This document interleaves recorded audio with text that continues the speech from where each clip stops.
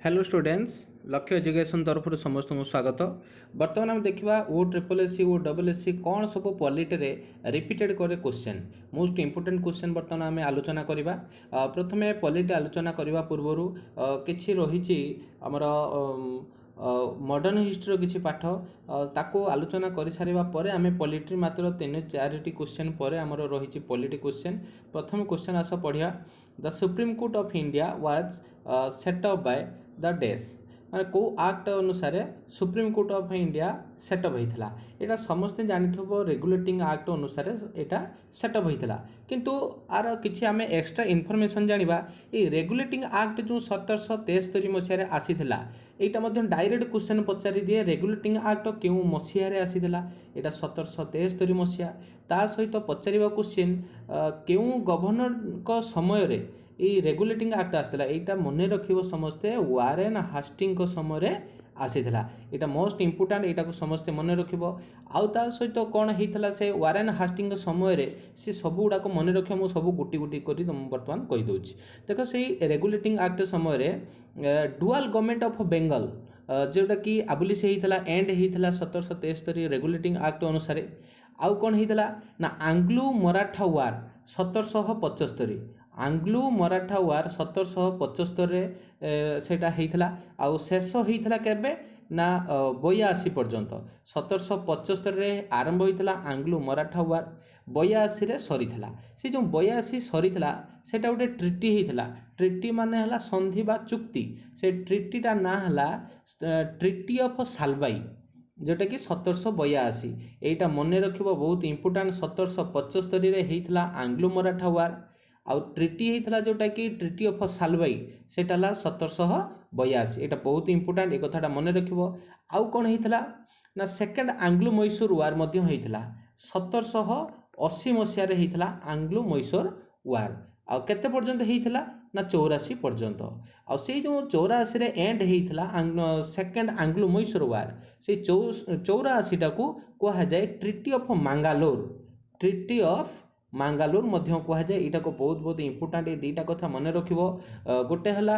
Fast Anglo Maratha वार होता 1775 एटा गोटे important. Second important कौन ना सेकेंड आंग्लो मैसूर वार 1780 होता। आ जो मानकर एंडिंग होची जो वार रो एंडिंग सेटा गोटे ट्रिटी होची से ट्रिटी रो सब गुड़ाक ना अच्छी से ट्रिटी गुड़ाक मुझे बर्तमान जो कहली ट्रिटी ऑफ सालबाई 1782 आ ट्रिटी ऑफ मांगालोर 1784 ये दुईटा कथा मन रखिब। आउ से वारेन हास्टिंग पीरियड रे कौन होता ना Asiatic Society of Bengal Asiatic Society of Bengal यहाँ गोटे आमर गठन करा से गठन किए करथिले ना विलियम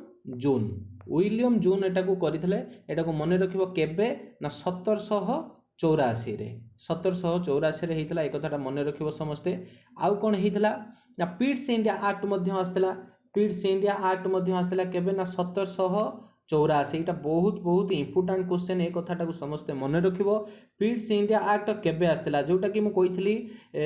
रेगुलेटिंग एक्ट केबे आसीथला यहाँ तुम्हें मन रखि 1773 सेमती पिट्स इंडिया एक्ट पचार दिए परीक्षा रे बहुत बार ये क्वेश्चनटा रिपीटेड करिछि 1784 क्वेश्चन दीर्घ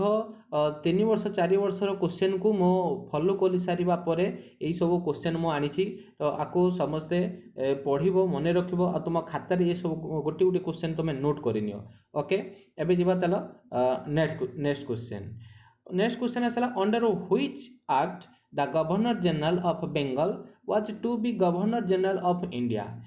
देखो ये क्वेश्चनटा बुझ बहुत इंपोर्टेंट क्वेश्चन ये गोटे 2 नंबर क्वेश्चन बहुत इंपोर्टेंट कौन कही क्यों एक्ट समय क्यों एक्ट अनुसार गवर्नर जनरल ऑफ बेंगल सेटा कन्वर्ट हो गला कौन ना गवर्नर जनरल ऑफ इंडिया। ये बेंगल रु कन्वर्ट हो गला कौन ना इंडिया से कौ एक्ट अनुसार ना से हला चार्टर एक्ट 1833 यहीटा को ही समस्ते मन रखिबो 1833 टाक मन रखिबो। चार्टर एक्ट समस्ते मन रखिबो किंतु मसीहा मन रखि नथिबो किंतु परीक्षा रे क्वेश्चन आसे जे को मसीहाटा ही बहुत इंपोर्टेंट यही मसीहाटा को समस्ते मन रखिबो। चलो जिबा नेक्स्ट क्वेश्चन एई समय आउ टिके आउ कौन एक्स्ट्रा इनफॉरमेशन आस देखा एस्टाब्लिश कौन होता से समय इंडिया फास्ट लॉ कमिशन आमर जो चार्टर एक्ट अच्छी 1833 मसीहा से 33 मसीह आमर इंडिया फास्ट लॉ कमिशन आमर होता से जो फास्ट लॉ कमिशन होता तार प्रथम चेयरमैन किए थे ना तार चेयरमैन थे लॉर्ड माउक्ले यहाँ को समस्ते नोट करी रख फास्ट लॉ कमिशन जो होता तार चेयरमैन किए थे ना लॉर्ड माउक्ले बुझीगला तापरे ये जो चार्टर एक्टर आउट आम देखा चार्टर एक्ट को आम आउ अलग ना कौन कोई परिबा अलग ना मध्य हमें कोई परिबा सेंट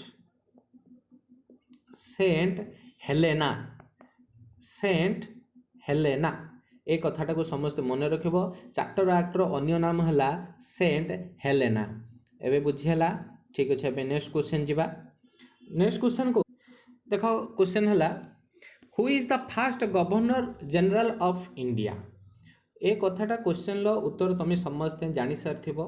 आमर से हेले के ना विलियम बेंटिक या विषय आउ कि आम टे एक्स्ट्रा तथ्य जानिबा कौन एक्स्ट्रा प्रोविजन ऑफ सती प्रथा यही लॉर्ड विलियम बेंटिक समय रे आमर सती प्रथा आमर एटा आबोलिशन होता और सेटा कह जाए एंड होता सेटा पूर्णछेद पड़ता सती प्रथा जोटा रही परीक्षार डायरेक्ट बारंबार क्वेश्चन आसी सती प्रथा क्यों गवर्नर समय रे आबोलिश करा जाइथला और ताको एंड कराइथला किंबा शेष करा जाइथला एटा हला हमर लॉर्ड विलियम बेंटिक समय रे आउ से लॉर्ड विलियम बेंटिक समय रे कोन हिथला ना इंग्लिश मीडियम हायर एजुकेशन मध्य से आसीथला काहांक रिकमेंडेशन ले ना लॉर्ड माकाउले रिकमेंडेशन ले आमर इंग्लिश एजुकेशन इंग्लिश जो हायर एजुकेशन जो बर्तमान आम सब पढ़ुचे इंग्लिश ये सब काहांक पाई बर्तमान इंग्लिश पढ़ुचे ना लॉर्ड माकाउले तत्वावधान रे लॉर्ड विलियम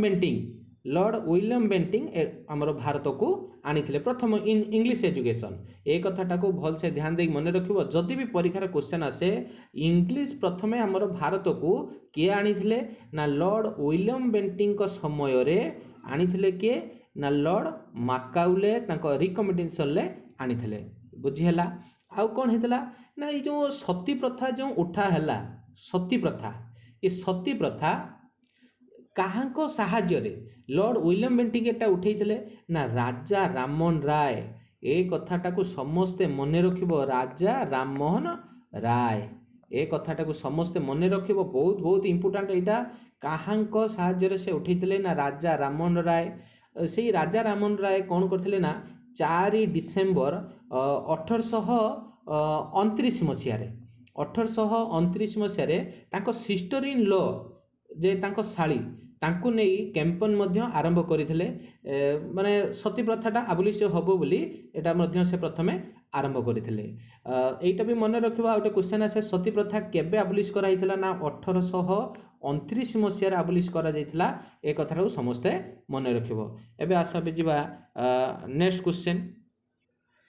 तबरे कहि the Muslim League as a political party was founded in Muslim League पार्टीटा केबे फाउंडेड कराला ना यहाँ कराला समस्ते जानी 1906 मसीह ये 1906 मसीह केबे क्यों तारीख जदि पचारा तान सेटा कहब 30 डिसेम्बर रे एटा हेइतला ना किए तार फाउंडर किए ना नवाब ख्वाजा लिखिब नवाब ख्वाजा सालिमुल्लाह नवाब ख्वाजा सालिमुल्लाह तार फाउंडर जदि पचारा कौटी होता ताने एटा हम ढाका ढाका आमर बांग्लादेश रे होता बांग्लादेश रे ही होता एटा आउ ए पार्टी जो आमर मुस्लिम लीग एटा केबे तार आबोलिश कराला ना एटा हला 14 अगस्ट 1947 जेबे आमर भारत स्वाधीन हला ता पूर्वरु आमर मुस्लिम लीग सेटा तांकर उच्छेद हो गला ताकू आमर बंद कर दिया मुस्लिम लीग टाको आमर बंद कर दिया ताने या क्वेश्चन आम जानिले कौन ना डिसेम्बर 30 रु आरंभ 1960 मसीहा 1906 मसीह आरंभ शेष है केबे ना 14 अगस्त 1947 1906 रु आरंभ 1947 रे शेष एटा एथि कथा मन रहिला। एबे आस जिबा next question who is the father of Indian constitution. एटा समस्ते उत्तर जानिथिबो जे डॉक्टर बी आर आंबेडकर होउचंती इंडियन कॉन्स्टिट्यूशन लो फादर तांकर जनक बोली कहा जाए। आम देखिबा मुख्य कथा काहे कि तांको आमे फादर ऑफ इंडियन कॉन्स्टिट्यूशन बोली कहा जाए ना एइथ पई कहा जाए क्यों इंडियन कॉन्स्टिट्यूशन तैयारी करिबा पई समय लागिथिला केते दिन एटाई मध्ये परीक्षार पचारे ना 2 वर्ष 11 मास 18 दिन एटा परीक्षार डायरेक्ट क्वेश्चन पचारे ए कथाटा को समस्ते तुम खाते नोट करी रख 2 वर्ष 11 मास 18 दिन परीक्षार एटा पचारे। आउ कौन इंपोर्टाट कथा रही ना ये जो इंडियन कॉन्स्टिट्यूशन तैयारी करने केते जन मेंबर थिले ना 7 जन मेंबर थिले तांको भितरु 7 जनक भितरु डॉक्टर बी आर आंबेडकर सी हेले तांकर चेयरमैन जे तांकर हेड थिले मुख्य थिले तांकरी तत्वावधान रे सब किछि घटना घटुथला किंबा हमर कॉन्स्टिट्यूशन लेखा होउथला। एई आउ जदि 7 जन भितरु ये हेले जणे आउ 6 जनकर नाम आमे एठी कहिबा तन से दिन छोडा तुमे खातारा नोट करी रखो ना एन गोपाल स्वामी आयंगर एन गोपाल स्वामी आयंगर 2 रे हेले किए ना आल्लादी कृष्णा स्वामी आयार 3 रे लेख के एम मुंशी 4 रे लेख सायेद मोहम्मद सादुल्ला सायेद मोहम्मद सादुल्ला 5 रे लेख एन माधव राव ये जो एन माधव राव ये जो रहिले एन माधव राव यांको पूर्वरु जणे थिले यांको पूर्वरु जणे थिले से किए थिले बीएल मित्रा एन माधव राव को पूर्वरु जणे थिले तांको ना कोन ना बीएल मित्रा तांको हेल्थ कंडीशन टिके खराब होबारु से एटा हमर रिजाइन देइथिले तांको प्रतिबदल रास्ताले एन माधव राव एटाई मध्यम परीक्षा रे पचारि पारे बीएल मित्रा तांको देह खराब होबा परे इंडियन कॉन्स्टिट्यूशन कमिटी को किए आसीथिले ना से हेले एन माधव राव आउ जण हेले के ना डीपी खैतान ये भी मध्य जनक बदल रे आसीचंती डीपी खैतान किए से ना टी कृष्णामचारी आंक प्रतिबदल रे से पुणी डीपी खैतान मध्य आसिले ए दी जनक प्रतिबदल ये दी जन आछंती ये हेले 6 जन आ डॉक्टर बी आर आंबेडकर हेले 7 जन ए कथा सब मन रखियो किंतु बड़ क्वेश्चन इंपोर्टेंट पचारे केते जन मेंबर थिले को इंडियन कॉन्स्टिट्यूशन पई को कमिटी हुए आ तार मुख्य किए एइटी आमे जानि पाइले 4-5टा क्वेश्चन तने ए क्वेश्चन तुम समस्त नोट करी रखिबो। आसो एबे हम जिबा नेक्स्ट क्वेश्चन को। नेक्स्ट क्वेश्चन कहिछि the idea of a constitution for India was given by किए देइछन्ती एटा समस्त जानिथिबा एम एन रॉय तो एम एन रॉय जो देइछन्ती आउ तांको विषय आउ एक्स्ट्रा टिके आमे इन्फॉर्मेशन जानिबा कोन आमे एक्स्ट्रा टिके जानिबा ना एटा को मसिया रे हेइथला एटा को मसिया ना 1934 मसिया रे बहुत इंपोर्टेंट एटा मध्यम परीक्षा रे पचारिछि आ जो माने भी किछि परीक्षा देइथिबो से माने जानिथिबो 1934 मसिया रे एम एन रॉय एटा को करिथिले। आउ कोन अछि हमर तारि भितरे कोन नै एई एम एन रॉय 1925 मसिया रे 1925 मसिया रे Communist Party of India CPI जोटा आम कहे कम्युनिस्ट पार्टी ऑफ इंडिया 1925 मसीह गठन करते एटा मोस्ट इम्पोर्टाट जमीती एशियाटिक सोसाइटी ऑफ इंडिया सेटा आमर तैयारी करथिले से गठन करथिले किए ना विलियम जून एटा सेमिति करथिले 1925 मसीह CPI Communist Party of India बुझिहला। एबे चलो जबा गोटे नेक्स्ट क्वेश्चन तापर cabinet mission plan set off in which year तो ए क्वेश्चन तुम समस्ते भी जानिथिबो उत्तर होची 1946 मसीहा कौन आर आउ टिके एक्स्ट्रा इनफॉरमेशन अच्छी आस आम भी देखा नहीं जो 1946 मसीहा तो कहला कौ मास कौ तारीख ना मे 16 आउ कौन अच्छी ना दी प्लान ये जो प्लान अनुसार United Kingdom prime minister Clement Attlee ये जो प्लान टाको कैबिनेट मिशन हमर प्राइम मिनिस्टर थिले यूनाइटेड किंगडम रो क्लीमेंट अटली से किए थिले मिटिके लिखि दउची क्लीमेंट अटली प्रथमे एटाकू तांकर से देइथिले सजेस्ट करिथिले जे हमर कैबिनेट मिशन प्लान गोटे करैबा जे भारतर कॉन्स्टिट्यूशन आमे गोटे तयारी करैबा किंतु सेतळे सेटा कार्यकारी हेइ नथिला किंतु ता परे परे से 3 जण मेंबर को ता परे परे 3 जण मेंबर को भारत को से पठेइथिले केबे पठेइथिले ना 1946 मसिया ए मे 16 तारिख रे से पठेइथिले क्लेमेंट अटली 3 जण मेंबर को पठेइथिले से 3 जण किए किए most important cabinet mission plan जो केम टू इंडिया क्यों 3 जण एक रहले सार पैथिक लॉरेंस सार हमर पैथिक लॉरेंस तापर हेले दुई रे लेख सार स्टाफोर्ड क्रिप्स सार स्टाफोर्ड क्रिप्स 3 ले लेख एभी अलेक्जेंडर ओके तो एति कथा आर इंपोर्टेंट कथा मोस्ट इंपोर्टेंट मन रखिबो केबे आसीथला को मास आसीथला 1946 मसिया मे 16 तारिख ओके ठीक अछि तापर अबे जिबा next question the first meeting of a constituent assembly was held इन केबे हेइथला एटा बहुत बहुत इंपोर्टेंट क्वेश्चन एटा समस्त उत्तर तो जानी थिबो ता पूर्व रे तो लेखा हेची उत्तर 9 डिसेंबर 1946 मसिया आर आउ कौन सब रही इंपोर्टेंट कथा रही देख इंपोर्टेंट कथा रही आ भितर सब से जो 9 तारिख दिन जो आरंभ है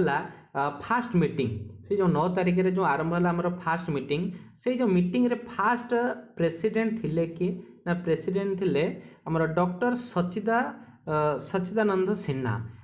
डॉक्टर सच्चिदानंद सिन्हा कहीं कराइला ने से जी सब आमर मेंबर थिले ता भितर सी थिले आमर सबुठ ओल्डेस्ट जोटा कि वृद्ध लोक थिले सेइतपई ताको इंटेरियम प्रेसिडेंट मात्र अल्प दिन पई करा जायथिला से अल्प दिन माने कोन ना 2 डेज 9 तारिख रु हेइथिले ताने केते दिन पर्यंत हेइथिले 9 तारिख हेइथिले आउ 10 तारिख हेइथिले तान 2 दिन हेइथिले एटा परीक्षार क्वेश्चन पचारे कि शॉर्टेस्ट आमर प्रेसिडेंट किए थिले ना से हेले ना डॉक्टर सच्चिदानंद सिन्हा किंतु जदि से 9 तारिख रु 10 तारिख पर्यंत हेइथिले ताले 11 तारिख पाखर हैला के ना 11 तारिख रु हेइचंती हमर डॉक्टर राजेंद्र प्रसाद को करा हला प्रेसिडेंट तापरे जदि सी प्रेसिडेंट हेले ताने वाइस प्रेसिडेंट किए हेले वाइस प्रेसिडेंट हेले एच.सी. मुखर्जी आउ जणे हेले एच.सी. मुखर्जी हमर हेले आउ जणे 2 जण हमर से समय हेइथिले 2 जण जणे के.एम. मुंशी बुझीला तापर देख आउ कौन अच्छे यार इंपोर्टेंट कथा ना डिसेम्बर 9 तारिख दिन फास्ट मीटिंग है डिसेम्बर 9 तारिख दिन फास्ट मीटिंग है 11 तारिख दिन राजेंद्र प्रसाद हेले आमर प्रेसिडेंट तापर 13 तारिख दिन ऑब्जेक्टिव रिजोल्यूशन आनिले के ना जवाहरलाल नेहरू एटा मोस्ट इंपोर्टेंट क्वेश्चन आमर पचारे जे ऑब्जेक्टिव रिजोल्यूशन एटा को आनिथिले के आमर असेंबली को ना से हेले जवाहरलाल नेहरू केबे आनिथिले ना 13 डिसेम्बर मने रहिला ए जो 13 डिसेम्बर आनिथिले ए आमर ऑब्जेक्टिव रिजोल्यूशन को सेटा केबे सर्वसम्मत भावे ग्रहण करा हितला एटा को मोस्ट इंपोर्टेंट कथा मने रखिबो ना जनवरी 22 1947 मसीह जानुरी 22 1947 मसीह एटा को सर्वसम्मत भाव ग्रहण कराला हाँ ऑब्जेक्टिव रिजोल्यूशन टाको ग्रहण करा जाऊ सेटा आम भारत पक्षे बहुत भल हम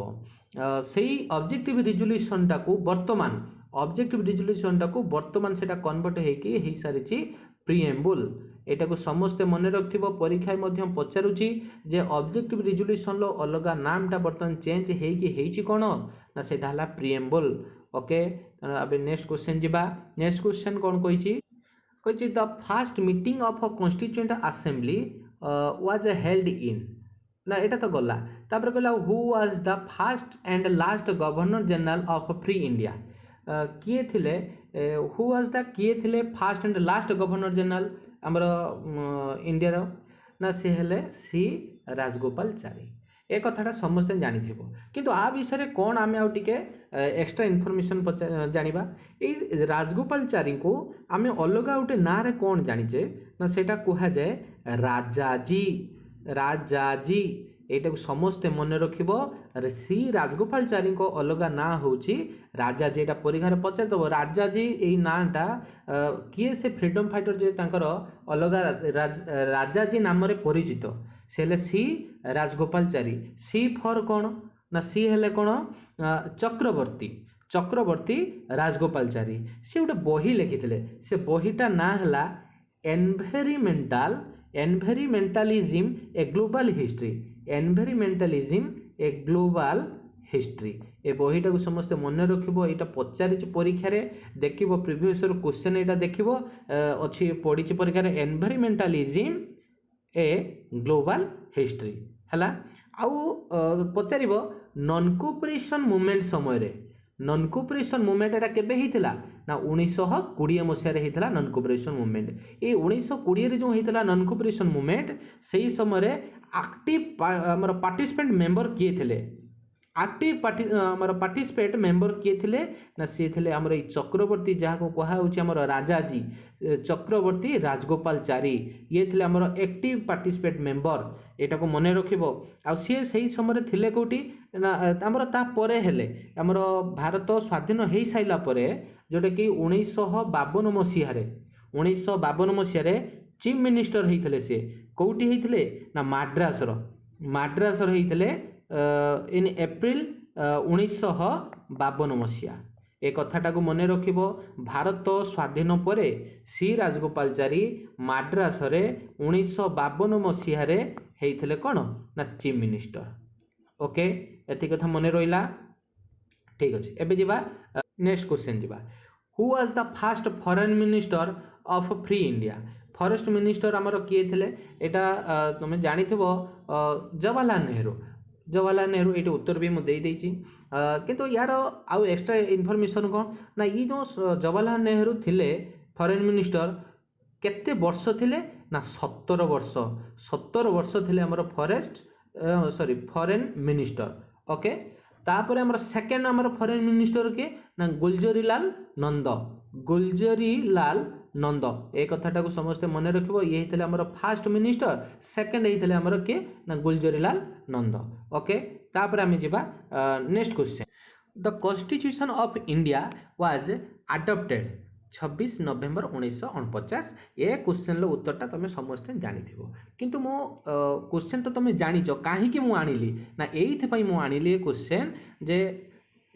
परीक्षा रे यही भाया क्वेश्चन बहुत सारा यही भाया क्वेश्चन इंपोर्टेंट जोटा कि रिपीटेड करुच्ची बारंबार ये सब क्वेश्चन रिपीटेड करुच्ची मुझे तुम पाखु आनिली आउ थे रिमाइंड करदेली जे यही क्वेश्चनटा तुम आसूची बोली। ओके आउ कौन आ विषय आम एक्स्ट्रा इनफॉरमेशन जानिबा ना जो 26 नवेम्बर रे आमर कॉन्स्टिट्यूशन संपूर्ण सबकिछि लेखापढ़ा सरी कहीं किंतु जदि कॉन्स्टिट्यूशन लेखापढ़ा सरी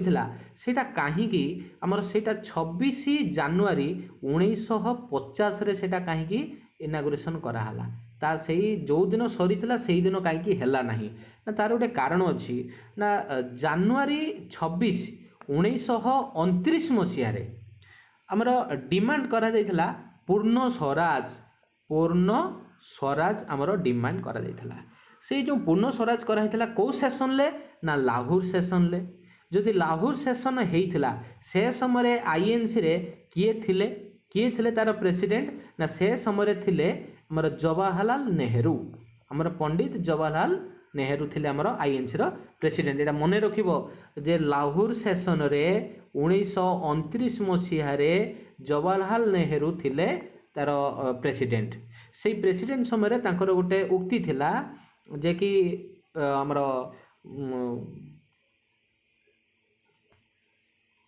जोटा थिला पूर्ण स्वराज थिला से पूर्ण स्वराजटा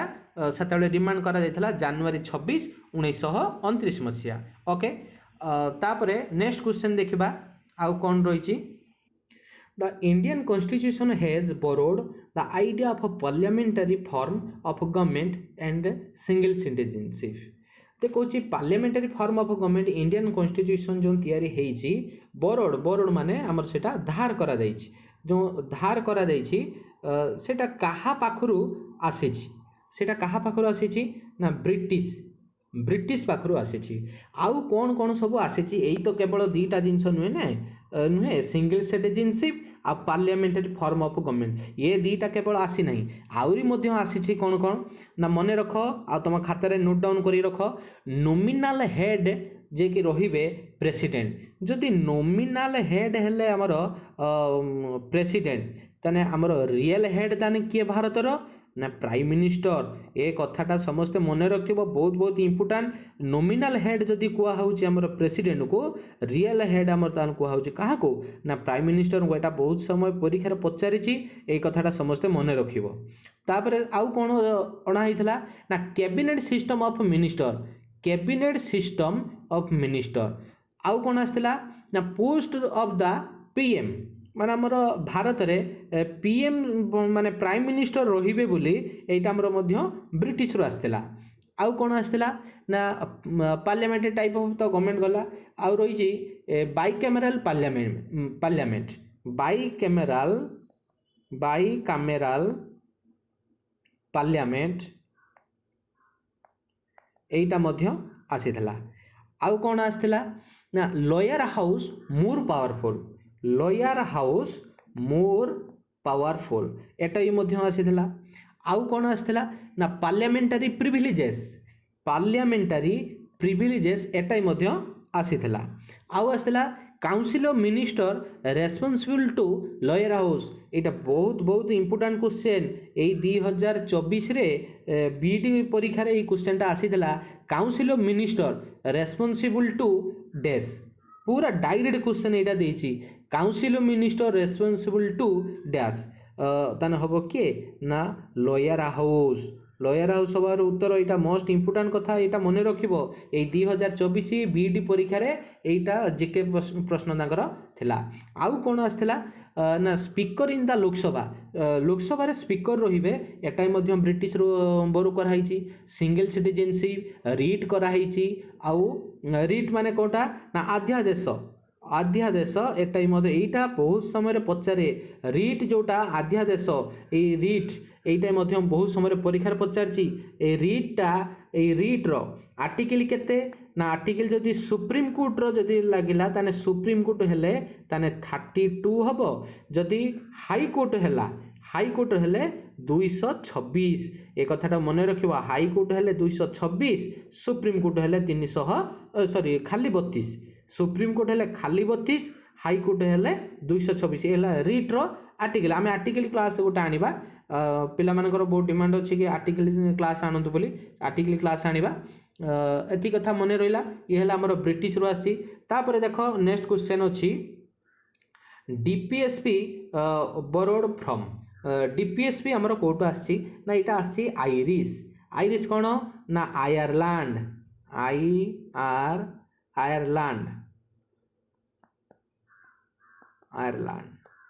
ए आयरलैंड जो लिखिली आयरलैंड रो लिखिला पर डी लास्ट कोन अछि ना डी अछि ए डी रो आनिबो डीपीएसपी एटा बहुत टाइम रो परीक्षा रे पकेइची डीपीएसपी जो directive principle of state policy Etah कोटू borrowed करा जाईची एटा करा हिची कोटू ना हमरो आयरिश रो हमरो आयरलैंड रो करा हिची हला एक कथा मने रहिला तापरे ये जो डीपीएसपी से तो आमर भारत वाला आमर इंडिया बोरो कला आयरलैंड पाखरु किंतु आयरलैंड पुणी बोरो करछि कहा पाखरु ना स्पेन पाखरु ए कथाटा समस्ते मने रखिबो आमर डीपीएसपी एटा आनिछि कहा पाखरु स्पेन पाखरु तापरे आउ कोन अछि ना nomination of member in the Rajya Sabha by the president okay आउ कोन अछि ना method of election of the president रो इलेक्शन केमिति कोन हबो सेटा भी मध्य हमर आछि कोठो आयरिश रो एति कथा मने रहिला तापर चलो जिबा नेक्स्ट क्वेश्चन ना fundamental duty borrowed from fundamental duty एटा समस्त जानिथिबो फंडामेंटल ड्यूटी आछि हमर यूएसएसआर हला कोटू ना रूसिया रु दीटा जिनस आछि गोटे हला हमर फंडामेंटल फंडामेंटल ड्यूटी आउट हला कोन ना 5 ईयर प्लान ए दीटा जिनस आछि कोटू आमर ऋषियारू कौन ऋषियार आर गोटे सर्ट ट्रिक एमती जोटा कि आम मन रखा ना फंडामेंटाल ड्यूटी डी फॉर दोस्त दोस्त कहा सहित ना इंडिया रो प्लस आउ तुम समस्ते जानी आमर ऋषिया सहित भारी भल संपर्क इंडिया और ऋषिया भितर बहुत भल संपर्क इंडिया सदाबले दोस्ती करे कहा सहित ना ऋषिया सहित से फंडामेंटाल ड्यूटी डी फॉर दोस्त दोस्त रु से आम जानिले डी है ड्यूटी सेठी आसी आउटे कौन ना दोस्त माने दी जन सांग बसिले ना इंडिया और ऋषिया ये दी जन सांग बसिकी गोटे प्लान कले जे आम कौन करें आमर देश सब आगू को बढ़ से जो प्लान जो करें ସେଇଟା କୁହାହେଉଛି फाइबर प्लान ये है जस्ट जोक नॉट रियल यहाँ समस्ते एमती जोक करके मन रखिबो सब कॉम्बिनेशन करके मन रखिबो सबुदिन पाठ मन रही जा नेक्स्ट फंडामेंटल ड्यूटी गला तापर देख कनकरेंट लिस्ट एटा बोर्ड कोड कराई देख जो कनकरेंट लिस्ट एटा ऑस्ट्रेलियन पाखरु करा जाइछि ऑस्ट्रेलिया पाखरु करा जाइछि तापर आर कोन आमे एक्स्ट्रा कथा जानिबा ना ऑस्ट्रेलिया पाखर आउ कराई language of the preamble of the language आमर प्रिएम्बुल लैंग्वेज कौटू कौन केमिति कौन हम सेटा कराई ऑस्ट्रेलिया रु आउ कौन अच्छी ना provision regarding trade commerce and intercourse आउ कराई joint session of two house of parliament जिते बड़े लोकसभा आउ राज्यसभा कौन सी या मन ताकू पाइलानी ता मन आकू पाइलानी सेते बेले कौन हम ना प्रेसिडेंट कौन करेंगे ये दी जन को डाके अरे लोकसभा तुम्हें भी आस आ राज्यसभा तुम्हें भी आस मुझे तुम दी जन को डाकिकी गोटे मीटिंग बसाऊँगी जोटा को कह जाए जॉइंट सेशन से जॉइंट सेशनटा डाकती किए ना प्रेसिडेंट एटा मोस्ट इंपोर्टेंट पॉइंट एटा को समस्ते मन रख जॉइंट सेशन एटा को आमर कॉल करती किए ना एटा कॉल करती ना प्रेसिडेंट डाकिला परे तार हेड हुंती किए प्रेसिडेंट डाकिदेवे सीना किंतु तार हेड हेबे के स्पीकर ऑफ लोकसभा एटा को मन रखिबो केबे भी एटा को भूलिबनी जे जे डाकिजी सीए हबो नाही हेड एटार स्पीकर ऑफ लोकसभा जे अछंती सीए हेइ जिवे तांकर हेड से दिन जो दिन जॉइंट सेशन डका हेइतिबो से दिनर सीए हेइ जिवे हेड आउटे कथा एटू मन रख ए जो जॉइंट सेशन लो तार केते नंबर आर्टिकल एटा मन रखिबो 108 हला बहुत मोस्ट इंपोर्टेंट जॉइंट सेशन एटा को समस्ते मन रखिबो हला आउ कौन आमर आसी आमर ऑस्ट्रेलिया रु बस एतिक मन रख आउ किसी ना तापर पुणी नेक्स्ट क्वेश्चन जीवा फंडामेंटल राइट बोरोड फ्रॉम आ भितर तुम मैंने कह फंडामेंटल राइट कौन कौ देश रु आसी फंडामेंटल राइट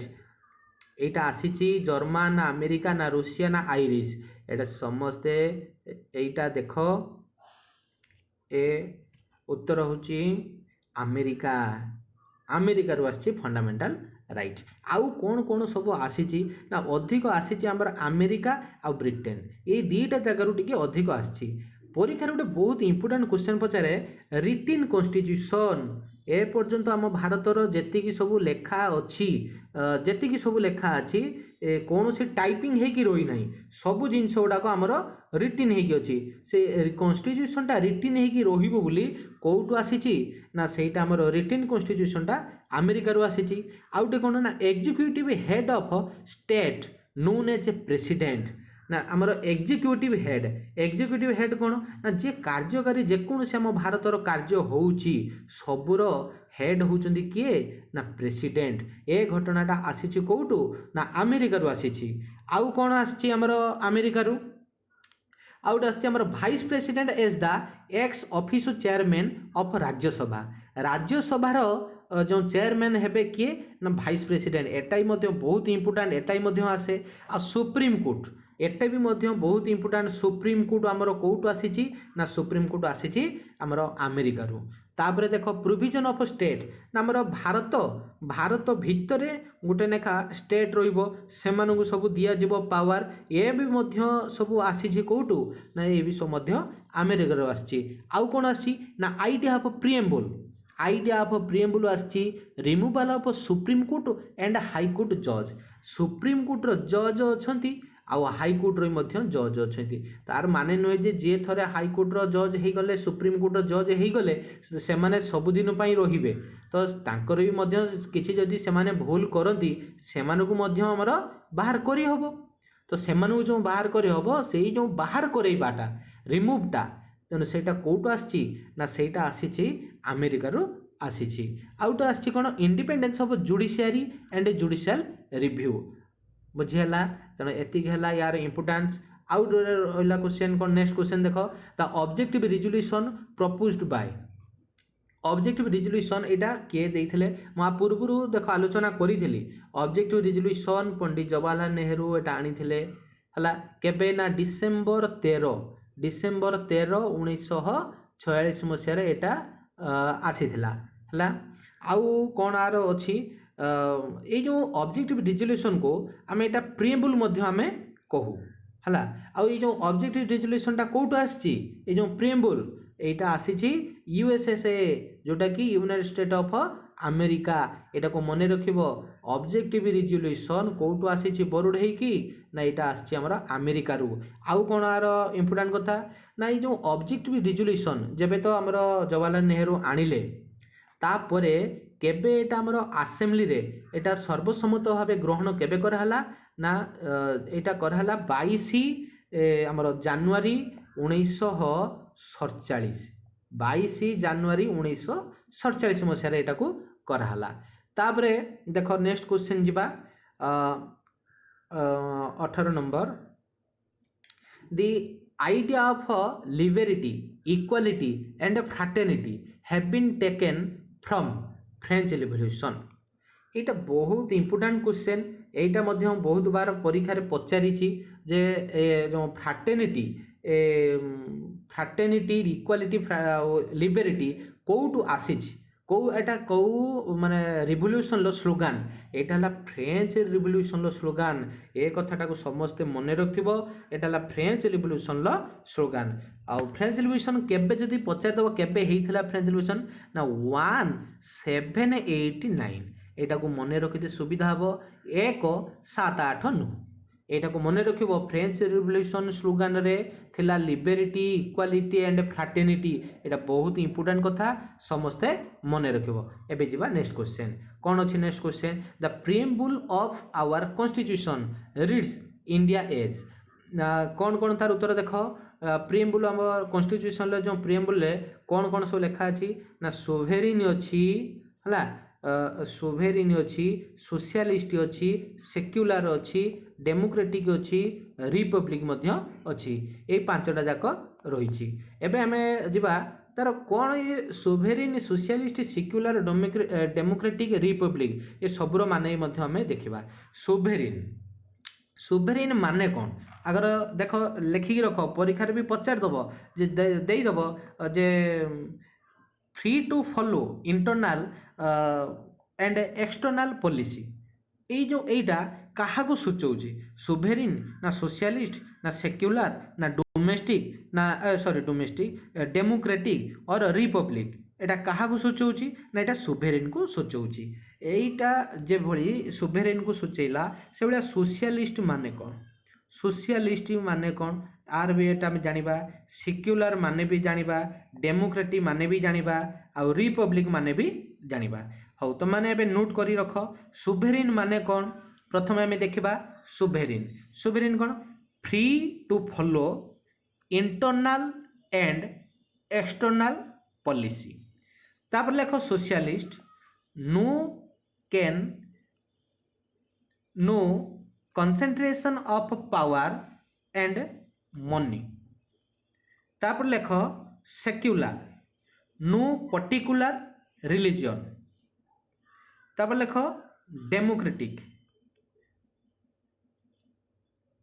लिख लो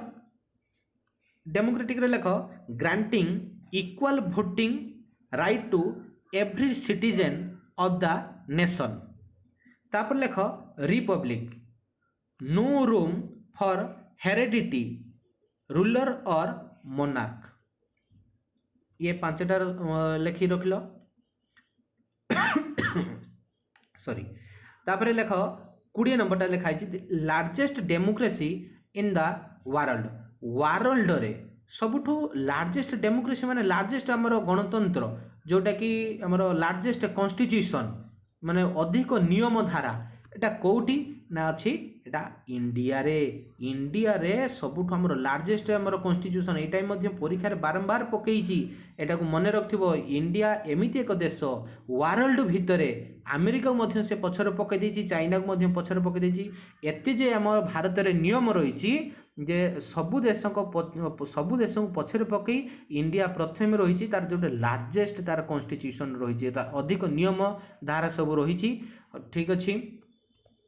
आज ये यही 20टा क्वेश्चन आम पूरा डिटेल से पढ़ले पुणी नेक्स्ट क्वेश्चन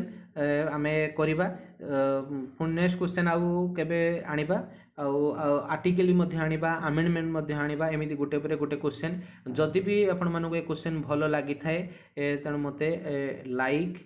सब्सक्राइब आ शेयर करी मते जणेदेबे जे एटा केते भल लागुची कि नाही कमेंट मत करी जणेबे थैंक यू।